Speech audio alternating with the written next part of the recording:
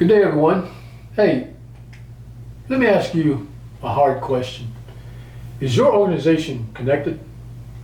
Or is it working in silos? Are your people aligned? Or are they lonely, disconnected, confused, lost, and unproductive? Because if your organization feels isolated, that is not a people problem, that is a leadership failure. I've been learning leadership my entire life. I learned it as a high school athlete where no one wins alone. I learned it as a college athlete where talent means nothing without trust. And I learned it most deeply over 30 years in the United States Army, from the lowest levels to senior command. And here's one thing I can tell you without hesitation. Disconnected teams do not win missions, ever. In the Army, we absolutely learn as individuals. Every soldier has a military occupational specialty, an MOS. That's the job we sign up to master. Infantry, intelligence, logistics, aviation, cyber, medical. You're in that skill set individually, but here's the part leaders outside the military often miss. We never fight as individuals. We fight as units. We fight as teams. We fight as organizations for a mission bigger than any one person. At a bare minimum in the Army, you are never alone. You always have a battle buddy, someone watching your six, someone keeping you accountable, someone making sure you don't fall behind or fall apart. And leaders, that is not accidental.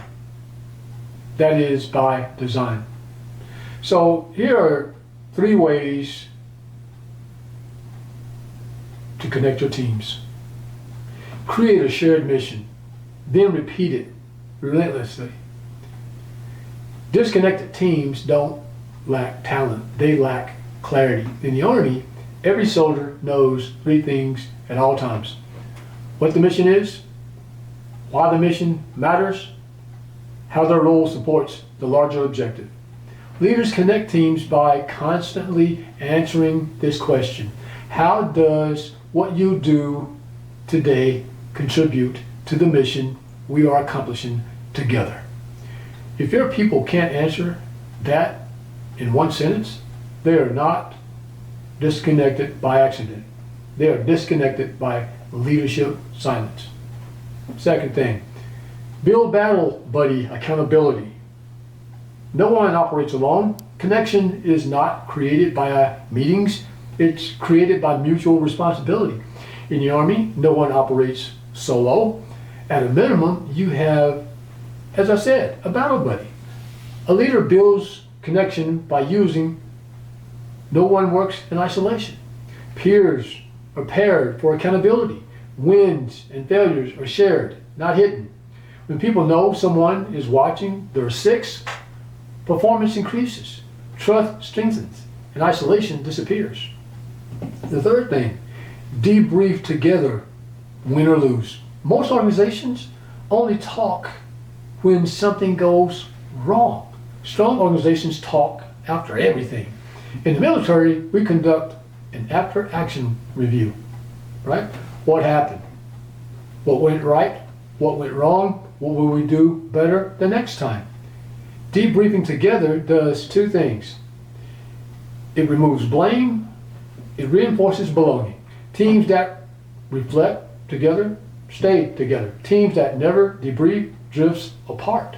So if your organization feels disconnected, the fix is not another app, not another slogan, not another policy. The fix is leadership behavior. Design connection or accept dysfunction. So let me bring this home. If your people are isolated, if departments don't talk, if teams compete instead of collaborate, If individuals feel invisible, unheard, or alone, that is not culture. That is not just how things are. That is failed leadership by design. So here's the real question every leader must answer. Where does your organization stand? Is it isolated, or is it a mighty team, aligned, moving together toward a shared mission? Because missions are not accomplished by lone wolves, right? They are accomplished by connecting teams with clear leadership. Leaders, here's your challenge this week. Ask yourself, and do this honestly, who's my people's battle buddy? Where are they silos, and why do they exist? Have I designed connection or assumed it would happen? Because if you don't intentionally build connection, disconnection will build itself. Success comes and goes. Failure stays. The question is not whether your organization will face challenges. It's how you respond. As your coach, I'm here to help you and your failures get to the point to where you can respond and rise and become everything that you were meant to be. So, check this out.